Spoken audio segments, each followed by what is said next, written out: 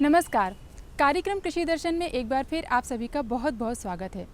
किसान भाइयों, हमारे देश में कृषि कई वर्षों से की जा रही है और हमारी कृषि में चाहे वे फसलें हो, खेती से संबंधित कोई जानकारी हो या फिर पशुपालन से संबंधित जानकारियाँ हों, ये सभी जानकारी लेकर आता है हमारा ये कार्यक्रम कृषि दर्शन। हमारा यही प्रयास रहता है कि आपको समय रहते ये सभी जानकारियाँ हम पहुँचा सकें। आज के कार्यक्रम में भी कुछ ऐसी ही जानकारी लेकर हम उपस्थित हुए हैं, तो चलिए कार्यक्रम की शुरुआत करते हैं खबरें खेती और मंडी भाव से।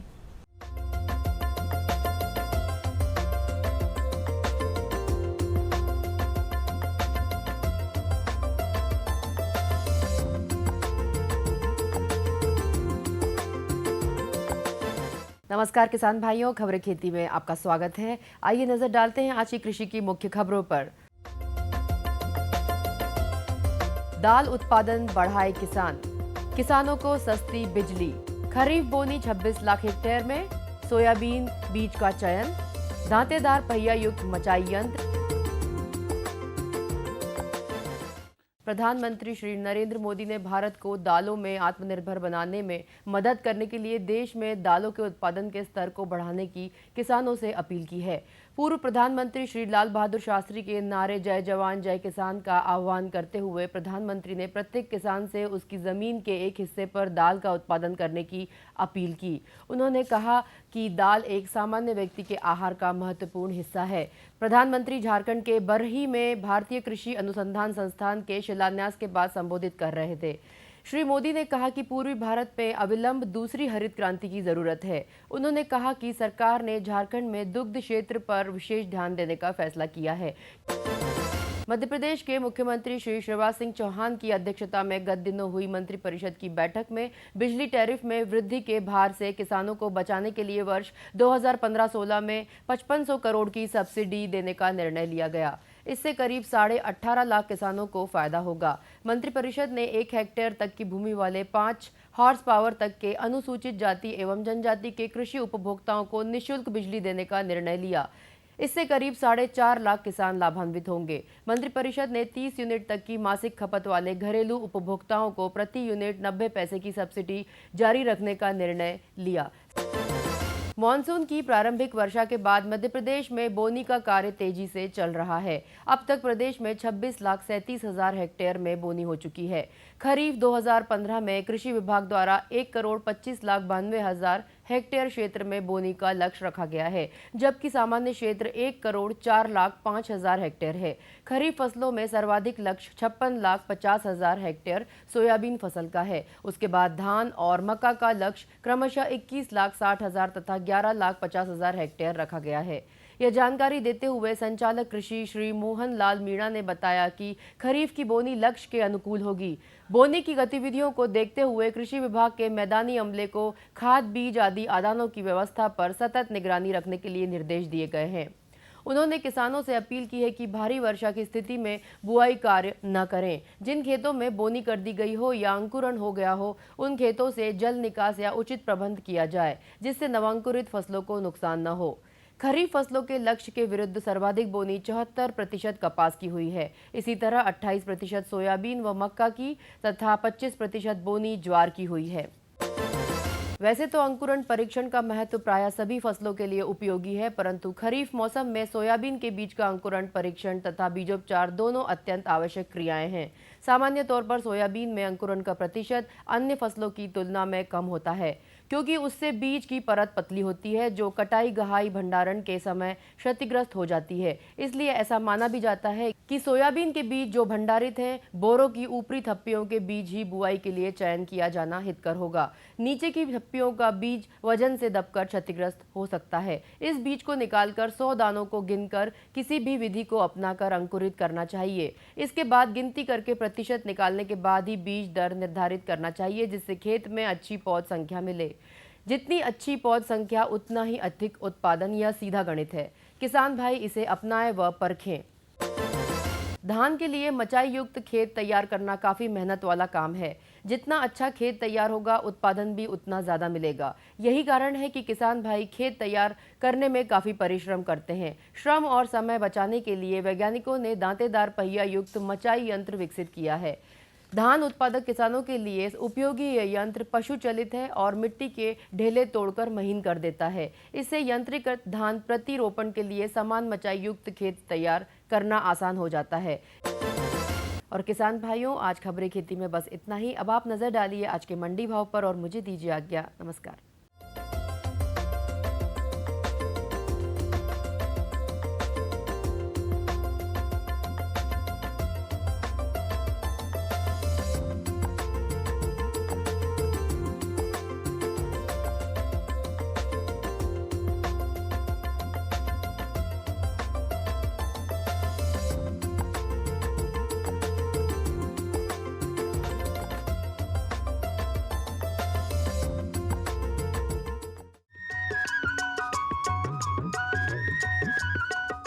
ये लो और बताओ। बस। अरे ये क्या भैया जी, बस इतनी सी रासायनिक खाद? किसानी छोड़ रहे हो क्या? किसानी नहीं, नादानी छोड़ रहे हैं। मिट्टी की जांच कराई है।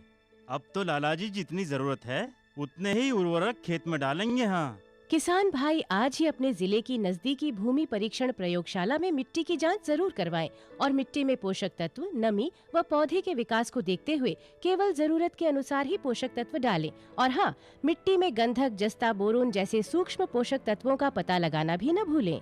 उर्वरक और जैविक खाद के सही उपयोग से भूमि का उपजाऊपन बनाए रखें, उत्पादकता बढ़ाएं, खर्चा घटाएं और बहुमूल्य विदेशी मुद्रा बचाने में भी सहयोग दें। और हाँ, धीमी गति से नाइट्रोजन उपलब्ध कराने वाले उर्वरकों जैसे नीम लेपित यूरिया को प्राथमिकता दें और यूरिया का पत्तों पर छिड़काव करें। अरे वाह, तू तो सचमुच समझदार हो गया रे। अधिक जानकारी के लिए संपर्क करें जिला कृषि अधिकारी या किसान कॉल सेंटर।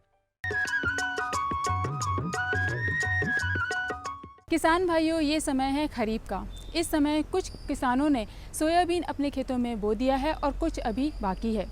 ऐसे में सोयाबीन की यदि सही किस्मों की जानकारी ले ली जाए, निश्चित तौर पर उत्पादन भी अच्छा होता है और इससे लाभ भी अच्छा मिल सकता है। तो आइए आज हम जानकारी लेते हैं हमारे विशेषज्ञ डॉक्टर अशोक वर्मा से, जो कि हमें बताएंगे कि सोयाबीन की कौन कौन सी उन्नत किस्में हैं। सबसे पहले हम देखेंगे कि हमारे क्षेत्र में जो देर से पकने वाली किस्में हैं सोयाबीन की, वह कौन सी किस्में हैं और कहाँ के लिए, किस क्षेत्र के लिए उपयुक्त पाई जाएगी। जैसे आप देखेंगे कि सोयाबीन की किस्म है जवाहर सोयाबीन 9752। यह किस्म ऐसी है जो 100 से 105 दिन में पकती है और यह उस क्षेत्र के लिए उपयोगी है जहाँ पर 1200 से 1400 मिलीमीटर बारिश होती है, मिट्टी काली है, समतल है, पानी पर्याप्त रहता है, नमी पर्याप्त रहती है। ऐसे क्षेत्र के लिए हमें 100 से 105 दिन पकने वाली वैरायटी का चयन करना चाहिए। यह वैरायटी जवाहरलाल नेहरू कृषि विश्वविद्यालय जबलपुर से निकाली गई है। जो ये इसका बीज है पीला होता है, मध्यम आकार का बीज होता है, इसके फूल होते हैं, सफ़ेद फूल होते हैं। ये इसकी उत्पादन करीब है 25 से 30 कुंटल प्रति हेक्टेयर पाई जाती है। तो ऐसे क्षेत्र में किसान भाइयों से गुजारिश की जाती है कि जहाँ पे वर्षा अधिक है, जलवायु अच्छी है, मिट्टी काली है, समतल है, ऐसे क्षेत्र के लिए हमें थोड़ी देर से पकने वाली अधिक उत्पादनशील किस्मों का चयन करना चाहिए। यह किस्मों का यह भी एक मुख्य है कि इसमें जो पीला रोग लगने वाली समस्या है, इसके लिए यह उपयुक्त और निरोधक पाई गई है। अब हम देखते हैं कि जो हमारी दूसरी किस्में हैं, ऐसी भी किस्में हैं जहाँ पे कम बारिश होती है और मिट्टी थोड़ी ढालू वाली है और ज़मीन थोड़ी कम उपजाऊ वाली है, वर्षा कम से कम 900 मिलीमीटर से 1000 मिलीमीटर होती है। ऐसे क्षेत्र के लिए हमें मध्यम वर्ग की पकने वाली किस्मों का हमें उपयोग करना चाहिए। आप देखते हैं, आप जानते भी हैं कि जवाहर सोयाबीन 335 जो कि हमारे प्रदेश में सबसे अधिक इसका उत्पादन हो रहा है और हर क्षेत्र में इसकी उपयोगिता और उत्पादन में काफ़ी वृद्धि अभी तक पाई जा रही है। तो ऐसे क्षेत्र के लिए हमें जवाहर 335 सोयाबीन का उपयोग करना चाहिए। यह किस्म लाल फूल वाली होती है। इस किस्म की पत्तियां चौड़ी होती हैं और यह लगभग 95 से 100 दिन में पककर तैयार हो जाती है। यह किस्म पूरे प्रदेश के लिए उपयुक्त पाई गई है। अब आप देखेंगे हमारे प्रदेश में और भी किस्में ऐसी हैं जो कि कम दिन में पकने वाली, मध्यम दिन में पकने वाली। आप देखते हैं कि जवाहर सोयाबीन 93-5 यह भी एक ऐसी किस्म है जहां पर करीब 90 से 92 दिन पकने की अवधि के लिए काली ज़मीन हो, वर्षा करीब के 900 मिलीमीटर से 1200 मिलीमीटर की मात्रा में हो, ऐसी क्षेत्र के लिए यह जवाहर सोयाबीन 93-5 किस्म उपयुक्त पाई गई है। इसका पौधा लंबा होता है, पत्ती पतली होती है, लाल फूल होता है, दाना पीला होता है। इसकी उत्पादन क्षमता 25 से 28 कुंटल प्रति हेक्टेयर पाई गई है। ऐसी किस्मों का चयन करना चाहिए।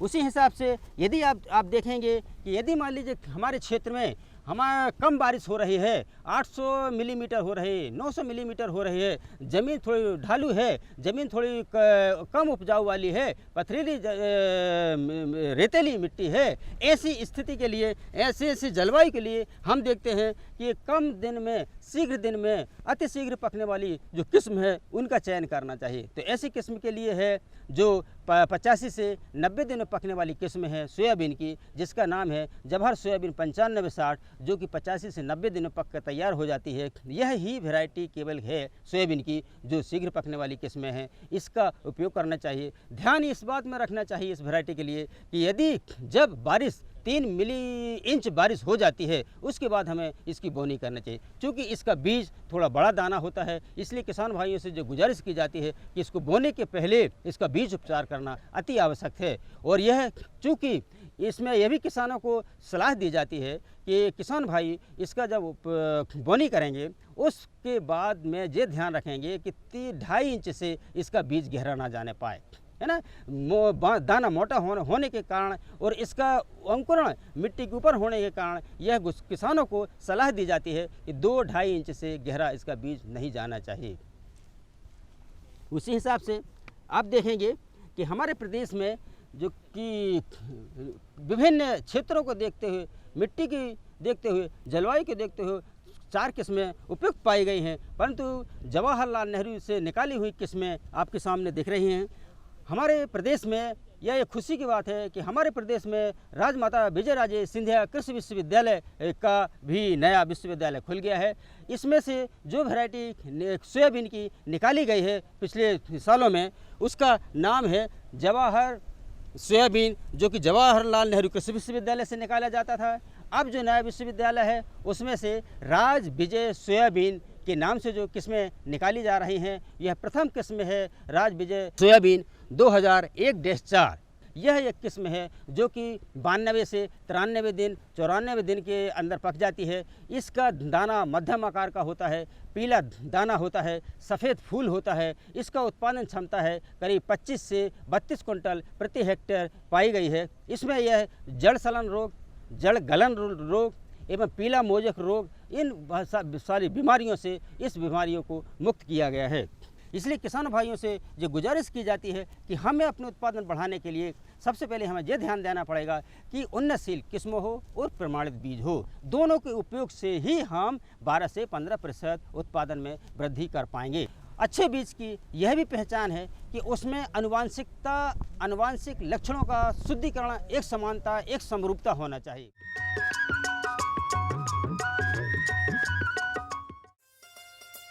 अम्मा खाना दे दो ना।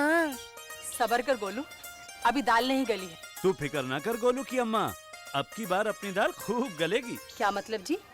अब की बार NFSM के तहत दाल की पैदावार को बढ़ाने के तरीकों को दिखाने के लिए देश में 1000 क्षेत्र चुने गए हैं, जिसमें हमारा इलाका भी आ गया है। पर इससे हमें क्या फायदा? हमें 5 एकड़ खेती के लिए खाद और कीटनाशक के अलावा बढ़िया बीजों की एक मिनी किट भी मिलेगी। इतनी दाल का करेंगे क्या जी? अरे भगवान, सरकार ने दलहन का समर्थन मूल्य भी खूब बढ़ा दिया है और इनकी खरीद का भी पूरा इंतजाम कर लिया है। इससे आमदनी बढ़ेगी और फिर हमारा गोलू अच्छे स्कूल में जाकर के कृषि वैज्ञानिक बनेगा। हाँ,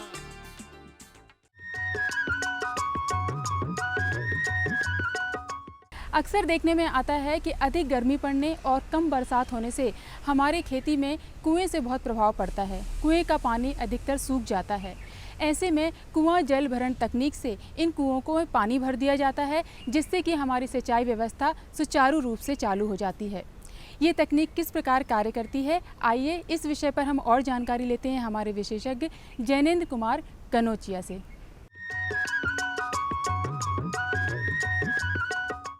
किसान भाइयों, खेती बाड़ी में अगर हमारे पास सिंचाई का पानी है, सिंचाई के साधन है, तो हम उन्नतशील कृषि कर पाते हैं और ज़्यादा लाभ अपनी खेती से कमा पाते हैं। किसान भाइयों, वर्षा काल प्रारंभ हो गया है और ये समय ऐसा है कि जब हम वर्षा जल को संग्रहित करने के अपने प्रयास कर सकते हैं और उसी कड़ी में किसान भाइयों कृषि विज्ञान केंद्र सिवनिया जिला सीहोर में एक ऐसा अनूठा प्रयास यहाँ पर जल संरक्षण के लिए किया गया है जिसको हम कहते हैं कुएं का पुनर्भरण या कुएं में बरसात के पानी को इकट्ठा करने का कार्य।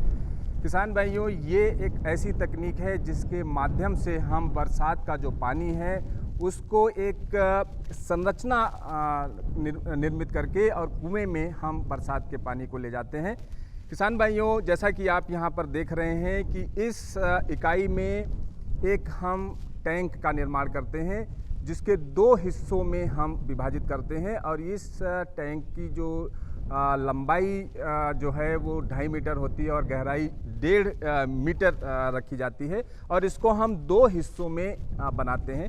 इसका जो पहला आधा हिस्सा है इसको हम कंक्रीट से, सीमेंट से बिल्कुल टंकी की संरचना का स्वरूप देते हैं और जो आधा दूसरा हिस्सा है उसको हम फिल्टर की तरीके से कार्य करने के लिए निर्मित करते हैं। ये जो फिल्टर है इसमें जो 1.5 मीटर की जो गहराई है इसके सबसे निचले हिस्से में हम बड़े बोल्डर भरते हैं, उसके बाद छोटी गिट्टी और इस तरीके से हम ये 1.5 मीटर गड्ढे को ऊपरी हिस्से तक बजरी से इसको भर देते हैं। वर्षा का जो पानी है वो खेतों से होता हुआ टैंक में आता है और जो पहला टैंक है जिसको हम सिल्टेशन टैंक कहते हैं या यूँ कहते हैं जो खेतों में से पानी के साथ जो मिट्टी बह के आती है वो मिट्टी इस टैंक में इकट्ठी हो जाती है और पानी ही सिर्फ फिल्टर में जाता है और इस फिल्टर के माध्यम से किसान भाइयों आप देखें कि ये जो संरचना है इससे जुड़ा हुआ एक पाइप इस कुएं में निकाला गया है। पानी इस फिल्टर से फिल्टर होते हुए कुएं में निरंतर गिरता रहता है और कुएं में जितना ज़्यादा पानी हम संग्रहित करते हैं उतना ही पानी इसके जो आने के रास्ते हैं कुएं में पानी के उन्हीं रास्तों के माध्यम से ये ज़मीन के अंदर निरंतर उतरता रहता है और वर्षा काल के उपरांत यही पानी जो इस समय हम अपने कुओं में संग्रहित करते हैं यही पानी पुनः हमें हमारे सिंचाई के उपयोग में भी आता है। किसान भाइयों, आप इस केंद्र में देख रहे हैं कि यहाँ मैं आपको बताना चाहूँगा आज के 7 साल पहले इस केंद्र में पानी की सिंचाई के लिए पानी उपलब्ध नहीं था और इस तकनीक को अपनाने के उपरांत धीरे धीरे 2-3 वर्षों में यहाँ कुओं में जल स्तर बढ़ना प्रारंभ हुआ और जहाँ की पानी बामुश्किल दिसंबर के महीने तक ही यहाँ के कुओं में रह पाता था। वर्तमान में स्थिति यह है कि गर्मियों में मई और जून के महीनों में भी कम से कम 10 से 15 हज़ार लीटर पानी प्रतिदिन यहाँ के कुओं से उपलब्धता हो जाती है। तो किसान भाइयों, इस तरीके से चूँकि वर्षा काल अभी हमारे सामने है और इस तरीके की जो संरचनाएं हैं उनका निर्माण कार्य करना काफ़ी आसान है।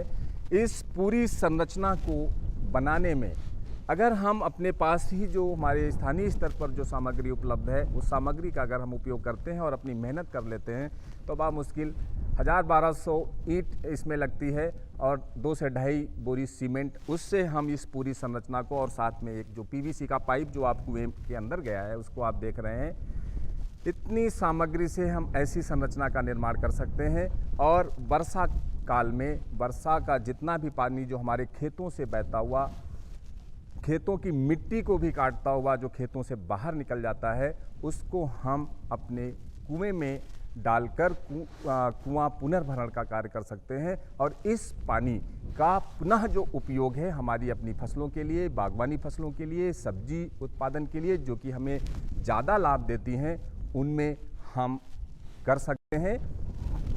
पानी के बारे में और पानी की उपयोग के बारे में कृषि विज्ञान केंद्र पे इसके साथ साथ अन्य भी प्रयास निरंतर किए गए हैं। पानी संरक्षण की अन्य विधियों को भी यहाँ पर अपनाया गया है जिसमें कि जो हमारे ढलान के खेत हैं उनको छोटे छोटे टुकड़ों में बांटा गया है जिसपे स्टोन के पत्थर के बोल्डर से चेक लगाए गए हैं जहाँ मिट्टी और जल दोनों को ही संरक्षित किया जा रहा है और परकोलेशन टैंक, जहाँ की खेत का जो अब उसके बाद में जो पानी बचता है वो एक परकोलेशन टैंक के माध्यम से भी यहाँ एकत्रित कर दिया जाता है, जिससे कि क्षेत्र विशेष में जो जल स्तर है, पानी का जो स्तर है वो काफ़ी ऊपर आया है। और ऐसे ही प्रयासों की आज आवश्यकता है हमारे किसान भाइयों के स्तर पर भी किए जाने की, जबकि दिनों दिन पानी का जो स्तर है, जो भूजल स्तर है वो काफ़ी तेज़ी से नीचे जा रहा है। खासकर हमारे जो भूजल की जो मांग है, पेयजल की जो मांग है, सिंचाई के लिए जो पानी की मांग है वो दिनों दिन बढ़ती चली जा रही है। और ऐसी परिस्थिति में किसान भाइयों, हम सभी को अपने व्यक्तिगत प्रयासों की भी आवश्यकता है, ना हमारी फसलों में सिंचाई के लिए, ना केवल हमारे पशुओं के पानी पिलाने के लिए, बल्कि हमारे अपने इस मानव समाज के पेयजल के संकट से उबरने के लिए भी जल संरक्षण का कार्य किया जाना नितांत आवश्यक है। और इस सब में कुआं पुनर्भरण की जो तकनीक है, जो कृषि विज्ञान केंद्र पर साक्षात प्रदर्शित की गई है, इसको अपनाकर हम जल संरक्षण का कार्य करके अपने मानव समाज के लिए एक बहुत अच्छा प्रयास कर सकते हैं।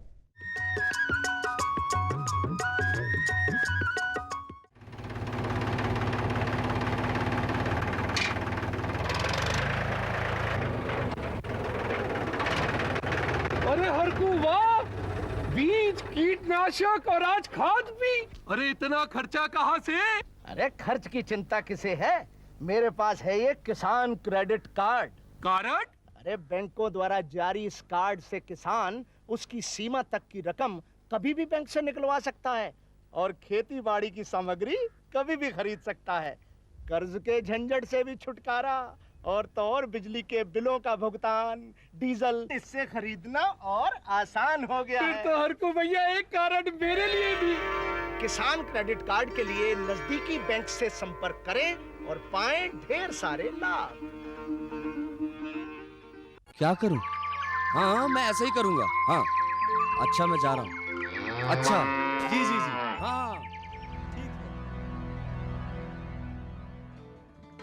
जी जी जी।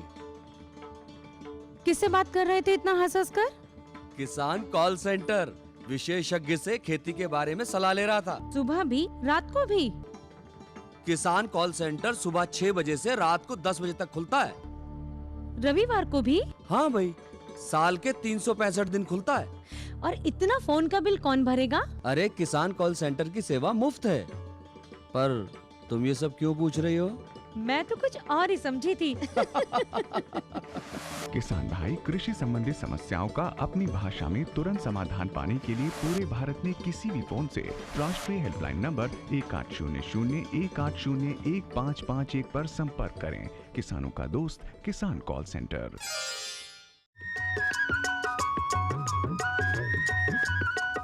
तो किसान भाइयों, ये था हमारा आज का अंक। हमें उम्मीद है हर अंक की तरह ये अंक भी आप सभी को बहुत पसंद आया होगा। यदि आपको हमारे कार्यक्रम को लेकर कुछ जिज्ञासाएं हैं या आपकी कृषि से संबंधित कुछ समस्याएं हैं, तो आप हमें पत्र द्वारा अवश्य सूचित कर सकते हैं। पत्र लिखने के लिए हमारा पता नोट कर लीजिए। हमारा पता है कार्यक्रम कृषि दर्शन, द्वारा निदेशक, कमरा नंबर 4, दूरदर्शन केंद्र, श्यामला हिल्स, भोपाल, पिन 462013।